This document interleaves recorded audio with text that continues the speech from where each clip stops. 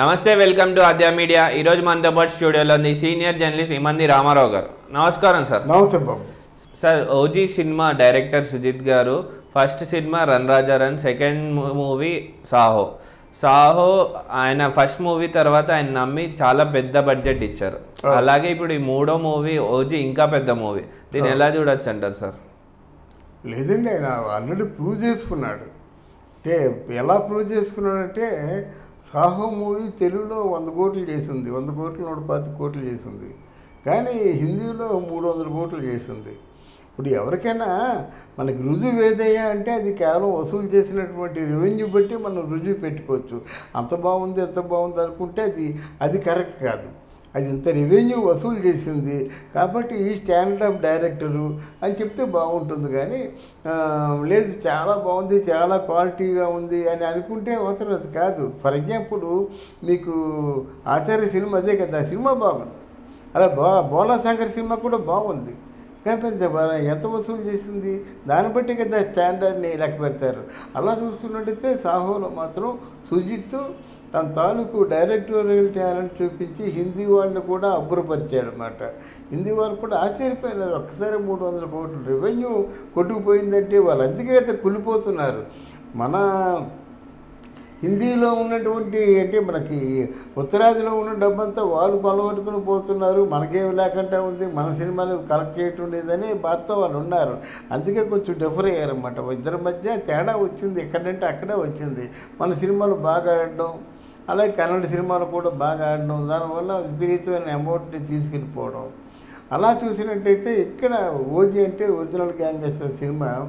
పవన్ కళ్యాణ్కి ఈరోజు మంచి మామూలు క్రేజీ లేదు, 2 క్రేజీలు ఉన్నాయి. ఒకటి, ఒక జాతీయ నాయకుడు అవుతాడు. నెక్స్ట్ ముందుగా మనమే అంటున్నాం, రాష్ట్ర నాయకుడు కాదు జాతీయ నాయకుడు అవుతాడు. ఎందుకంటే మొత్తం జాతి యావత్తు ఆయన పుట్టినరోజు పండుగ చేసుకుందండి. జాతీయ కాకుండా ఫారిన్ కంట్రీస్లోను, ఆఫ్రికాలోను, అమెరికాలో వివిధ ప్రాంతాల్లో పుట్టినరోజు జరుపుకుంది.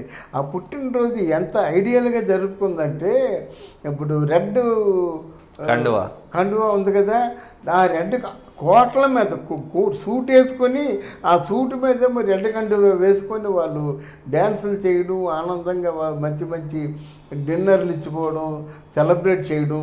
అంటే వాళ్ళ ఇంట్లో ఏదో పుట్టినరోజు జరుగుతుండగా వాళ్ళ ఇంట్లో ఏదో ఫంక్షన్ జరుగుతున్నట్టుగా ఫీల్ అయ్యారన్నమాట.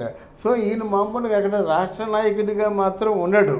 నేను చెప్తున్నాను, పవన్ కళ్యాణ్ మాత్రం జాతీయ నాయకుడు అవుతాడు, జాతి యావత్తును కూడా కదిలిస్తాడు. ఈ పిచ్చిదా ఏదో పవన్ కళ్యాణ్ తాలూకు వయసు చెప్పింది కానీ ఆ వయసుతో సంబంధం లేదు. ఆయనకి ఇంకా బోడంత వయసు ఉంది. అర్థమైందా? ఎవరైనా వయసు చెప్పుకుంటారండి, గాడిదలు కాకపోతాడు, బుద్ధి మరి ఆవిడకుంటుందా? 50 పైనే ఉంటుంది కదా, లేకపోతే 60 దగ్గర ఉండొచ్చు కదా, చెప్పుకుంటారు వయసు. ఇప్పుడు ఆవిడ వయసు ఇద్దరు చెప్తే ఎలా ఫీల్ అవుద్ది?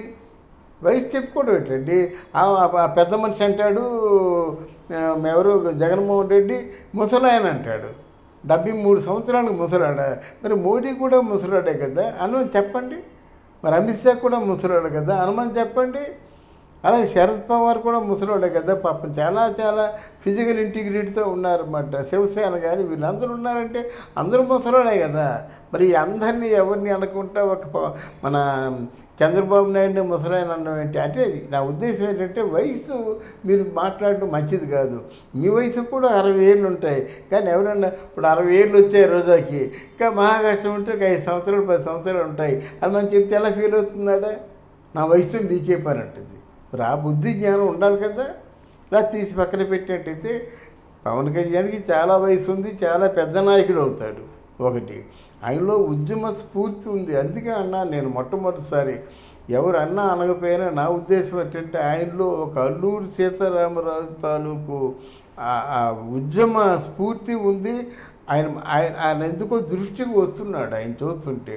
ఓ భగత్ సింగ్ అంత ఆవేశం ఉందన్నమాట. నా ప్రజలకు నేను చేయాలి, అలాగే అన్యాయం చేసేవన్నీ తుదముట్టించేయాలి.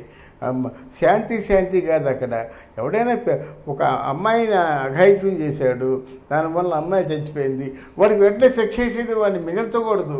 అటువంటి ఆ తెగింపు ఉన్నటువంటి నాయకులే మనకి రేపటి తరానికి కావాలి. ఆయన వల్ల సమాజంలో చీడపురుగుల్లా కొంతమంది అమ్మాయిలు చచ్చిపోతున్నప్పుడు వాడికి ఎటువంటి శిక్ష వేయరండి. మరి ఆయన మీద మానవ హక్కులు ఏంటి అర్థం లేకుండా మానవ హక్కులు తీసి పక్కన పడేయండి, కానీ ఆయన మాత్రం తగిన శిక్ష వేయండి. అదే చెప్పాలన్నమాట, అదే చెప్పదలుచుకున్నాను నేను. Original coming to the point, ఇక్కడ గ్యాంగ్స్టర్లో కథా వస్తువు కూడా అదే.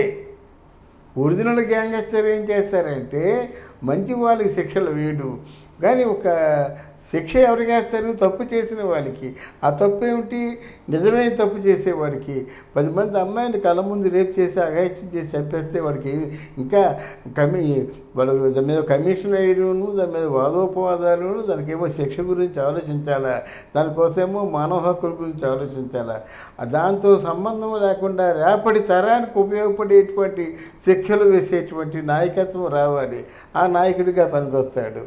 ఇప్పుడు సుజిత్ కూడా ఆ ఒరిజినల్ గ్యాంగ్స్టర్లో ఎంపిక చేసుకున్న కథ ఎలా ఉంటుంది. అందువలన సుజిత్ని మనం డెఫినెట్గా చెప్పాడు కదా, నువ్వు నా జీవితంలో అంటే తాను ఎక్స్పెక్ట్ చేయనటువంటి విధంగా ఒక పవన్ కళ్యాణ్కి ఒక సినిమా చేసి పెట్టాడు.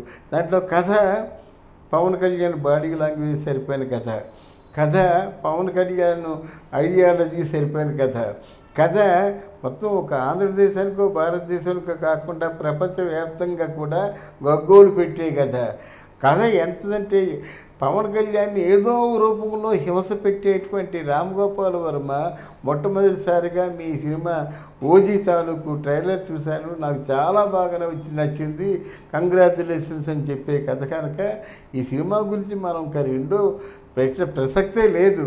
అంటే రేపటి తరానికి కావాల్సినటువంటి కథా వస్తువు అండి ఇది. రేపటి తరానికి ఏది కావాలో అదే ఇస్తున్నారు.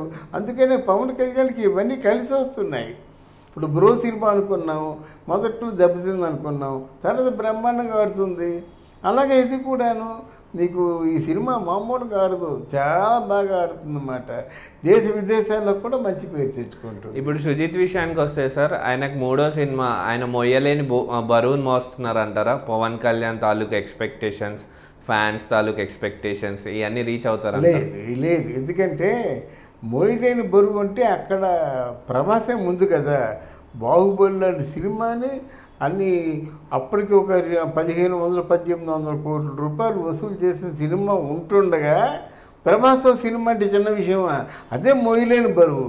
ఆ బరువునే అవలేలుగా మోసేసి బ్రహ్మాండంగా 500 కోట్ల రూపాయలు కలెక్షన్ చేసుకున్నాడు కదా సాహో సినిమాలో. ఇది 2వ సినిమా అవుతుంది. ఇప్పుడు అక్కడ ఇమ్మీడియట్గా ప్రభాస్ను మోసాడు కదా, మోసి నిరూపించుకున్నాడు కదా.